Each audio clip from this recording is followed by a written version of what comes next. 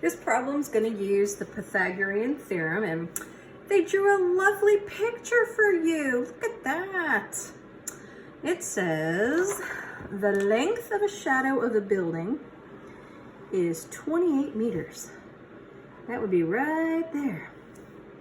And then it says the distance from the top of the building to the tip of the shadow is 36 meters. That's this right here. And then what they want from you is find the height of the building, which is this right there. Now, in a real world, I don't know if this would really be perfect 90 degrees, but we're gonna go with it, all right? Which makes that a right triangle. And in right triangle trigonometry, there's a little thing called the Pythagorean Theorem, and that's what this is entitled. Word problem involving the Pythagorean Theorem. And the Pythagorean Theorem says a squared plus b squared equals c squared if you have a triangle that is a right triangle and then it has two legs, which are the two sides that make up that 90-degree angle. So they label those A and B. And then you have the longest side, also known as the hypotenuse, and they label that C. And so some dude named Pythagoras long time ago had nothing better to do on a Friday night but sit around and play with his right triangles. And he figured out that if you take the length of this side and square it, and take the length of this side and square it, and add them together, it will always equal the length of this third side squared. Ooh. Pretty neat, huh?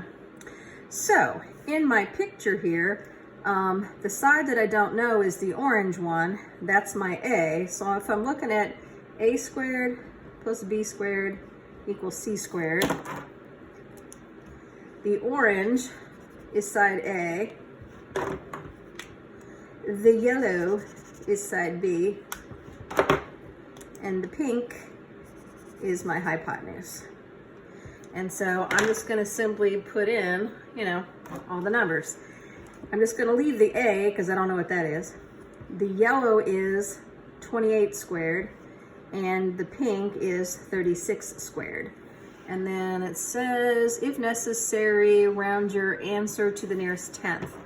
I'm going to grab my handy dandy calculator here, and I'm going to start by calculating 28 squared. That is 784. Then I'm going to calculate 36 squared, and that's 1296. Now, if I'm going to solve for A, I need to get the A squared by itself, so I'm going to have to subtract 784 from both sides. Cancels out there. That gives me A squared equals 6 minus 4 is 2, 9 minus 8 is 1, 512. Follow me. And then if you want to solve for A, since A is an A squared, I am going to square root it. If you square root a square, cancels it out. But what you do to one side of an equation, you're going to have to do to the other side to keep it balanced. And then this is where the rounding off comes in.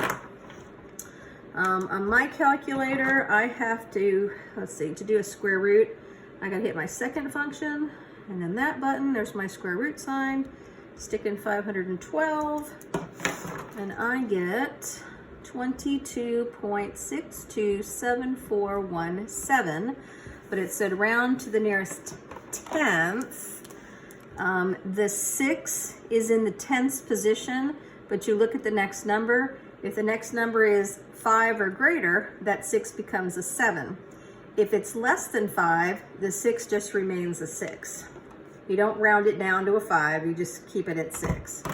So my answer for A would be 22.6 meters.